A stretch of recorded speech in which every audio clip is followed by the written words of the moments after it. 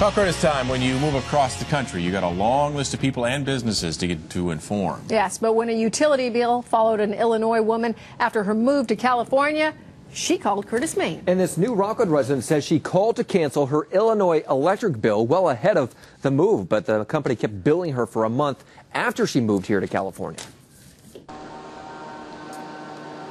Beth Morgan basks in the warm California sun. I didn't want to scrape ice off my windshield anymore.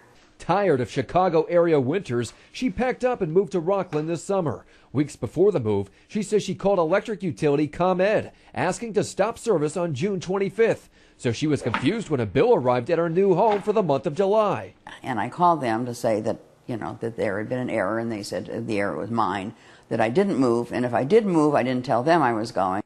ComEd told her they have no record of her call to cancel service, so they asked her to fax over proof she moved on June 25th, which she sent over.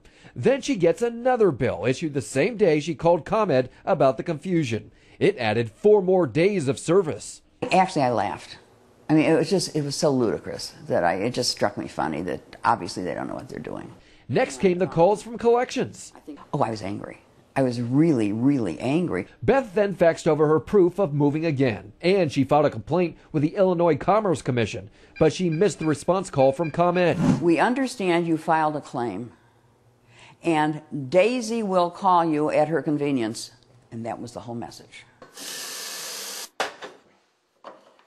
Beth did not hear back until we got involved. ComEd told us they were in the process of fixing the miscommunication, but our call sped up the process.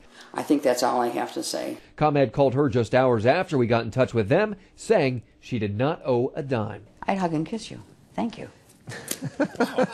I'm still waiting. All right, if you cancel a service over the phone, it's always a good idea to ask for verification in writing. You could also send a certified letter to the company in addition to calling and canceling, and that way you have a record of your request. You might be waiting, but don't you look at me.